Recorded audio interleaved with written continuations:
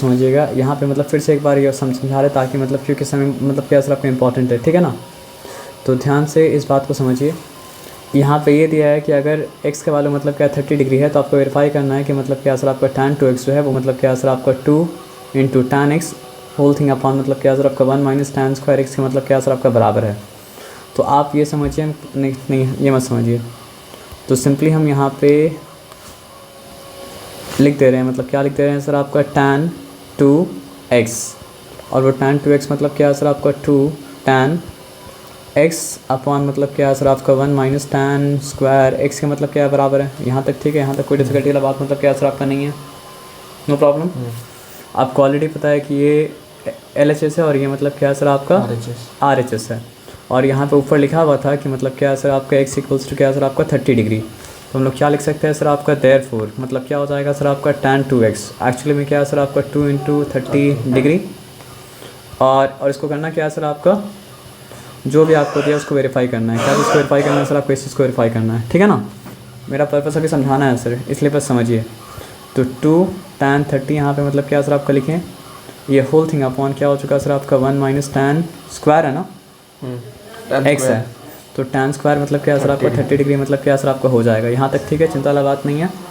अब एक सिंपल चीज़ देखिए, और एक स्टेप नीचे आते हैं तो हो जाएगा आपका tan 60 डिग्री = मतलब क्या हो जाएगा सर आपका 2 tan 30 degree whole thing upon मतलब क्या हो जाएगा सर आपका 1 - मतलब क्या सर आपका tan स्क्वायर 30 डिग्री। यहाँ तक ठीक है, चिंता वाला बात नहीं है। अब यहाँ पे 60 है, 30 और 30 और कुछ तो मतलब नहीं है ना, तो हमको एक ऐसा ट्राइंगल बनाना पड़ेगा जिसमें 30 हो और जिसमें क्या हो सर आपका 60 हो, और यहाँ पे ट्राइंगल का मतलब राइट एंगल ट्राइंगल ही है कि हम लोग बस राइट एंगल ट्राइंगल के साथ ही मतलब क्या सर आपका डील कर रहे हैं। तो sin 30 के वैल्यू क्या होता है 1/2, और यहाँ पे मतलब क्या होता है सर आपका √3 होता है। यहाँ तक ठीक है, चिंता वाला बात मतलब क्या सर आपका नहीं है ना। तो अगर यहाँ तक ठीक है, चिंता वाला बात नहीं है, तो आइए आगे बढ़ते हैं। और आगे बढ़ने के बाद tan 60 का वैल्यू क्या आ रहा है √3, क्योंकि 60 का परपेंडिकुलर बाय 60 का मतलब क्या सर आपका बेस √3 के बराबर हुआ। और इसको मतलब क्या सर आपका ऐसे ही रखें 2 tan 30 होल थिंग अपॉन मतलब क्या हो चुका सर आपका 1 - मतलब क्या सर आपका tan स्क्वायर मतलब क्या सर आपका 30। यहाँ तक सब कुछ ठीक है, डिफिकल्टी वाला बात मतलब क्या सर आपका नहीं है एकदम। चलिए वेरी नाइस, अब आगे बढ़ते हैं।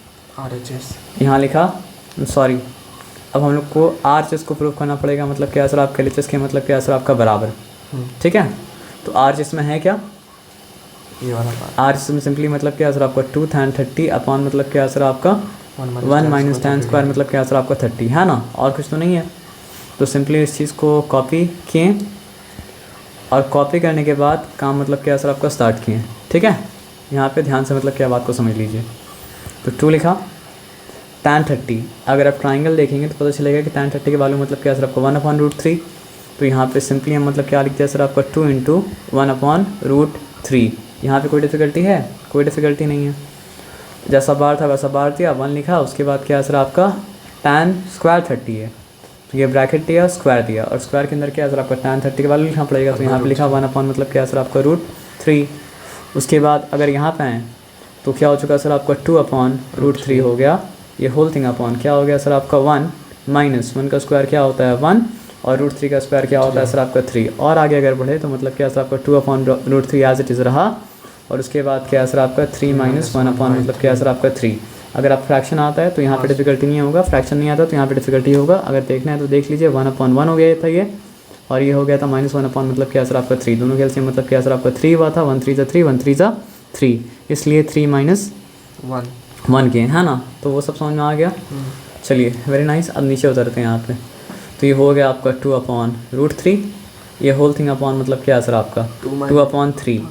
तो यहाँ पे क्या हो रहा है सर आपका 2/√3 से 2/3 मतलब क्या हो रहा है सर आपका डिवाइड हो रहा है, तो उसका उल्टा मल्टीप्लाई होगा, तो वो क्या हो जाएगा सर आपका 2/3 इंटू मतलब हाँ 2/√3 इंटू मतलब क्या हो जाएगा सर आपका 3/2। तो यहाँ पे क्या होगा सर आपका 2 कैंसिल हो जाएगा, और आपके पास बचा क्या सर आपका 3/√3 मतलब क्या सर आपका √3 बचा। तो क्या ये रैशनलाइज है, नहीं रैशनलाइज तो नहीं है। तो रैशनलाइज करने के लिए यहाँ पे √3 और यहाँ पर भी मतलब क्या सर आपका √3। उसके बाद क्या होगा सर आप बताइए, ये हो जाएगा आपका 3√3 और ये मतलब क्या हो जाएगा सर आपका 3।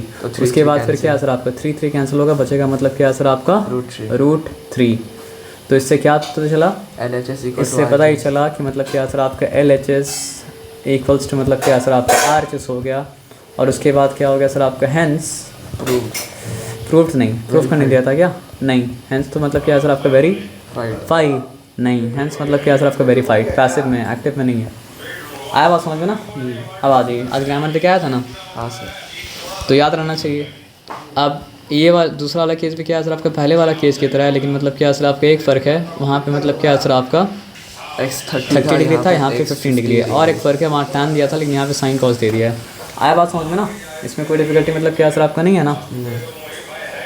तो यहाँ पे क्या लिखा है सर आपका इफ x इक्वल्स टू मतलब क्या सर आपका 15 डिग्री, ठीक है। वेरीफाई करने बोला है, क्या वेरीफाई करने बोला है सर आपका 4 sin 2x cos 4x, उसके बाद क्या है सर आपका cos 4x, कुछ साइन नहीं बीच में मल्टीप्लाई हो रहा आपस में, sin 6x साइन मतलब क्या है सर आपका 6x इक्वल्स टू मतलब क्या है सर आपका 1, है ना। तो यहाँ पे एक स्टेप डाउन आएंगे और उसके बाद फिर प्रूविंग करेंगे, ठीक है ना। तो 4 sin x 4 है, साइन की जगह साइन लिखा, 2x है ना, तो क्या हो जाएगा सर आपका 2 × 15 नहीं, 2 × 15 मतलब क्या है सर आपका डिग्री। उसके बाद सिंपली हम मतलब क्या है कॉस लिखा, उसके बाद क्या लिखा सर आपका 4 × 15 डिग्री, एकदम सिंपल है।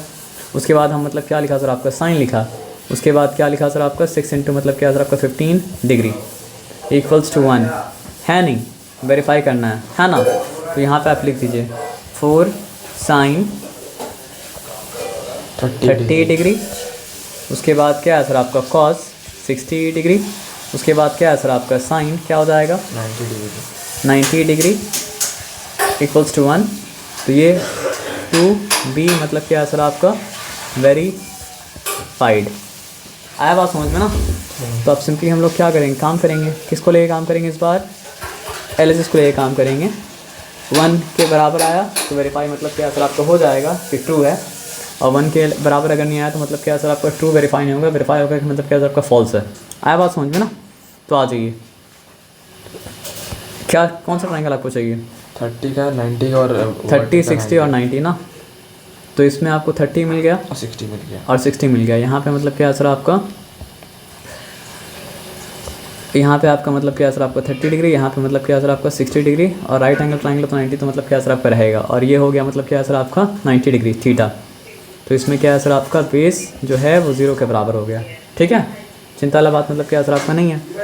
अब आ जाइए, तो यहाँ लिखा 4 1/2/√3 साइन 30 का वैल्यू क्या होता है सर आपका 1/2, है ना। तो ये लिखा 4 × 1/2, ठीक है। अब cos 60 डिग्री, 60 का बेस बाई 60 का मतलब क्या हाइपोटेन्यूज, बीच में कोई साइन था नहीं था, तो क्या हो गया सर आपका 1/2, सॉरी ये हो गया। अब क्या सर आपका साइन मतलब क्या सर आपका 90 डिग्री, तो 90 का बेस क्या नहीं, परपेंडिकुलर हाइपोटेन्यूज, परपेंडिकुलर है, हाइपोटेन्यूज है, बेस मतलब क्या नहीं है, लेकिन यहाँ पे परपेंडिकुलर हाइपोटेन्यूज दोनों एक दूसरे के मतलब क्या सर आपका बराबर है, बराबर है तो मतलब वैल्यू मतलब क्या होगा सर आपका 1 होगा, ठीक है। इक्वल टू कुछ लिख नहीं सकते क्योंकि वो वेरीफाई करना है। आप समझ रहे बात क्या आपने ना। 4/4, ठीक है। ये तो लास्ट हो जाएगा, पहले तो मैं जाके बहुत देर इंतजार करके बहुत बोला कि फ्लोर मैनेजर कहाँ है, फ्लोर मैनेजर काम हो गया। तो ये आपका मतलब क्या है 18.1 का मतलब क्या सर आपका 5 हो गया, है ना, पक्का।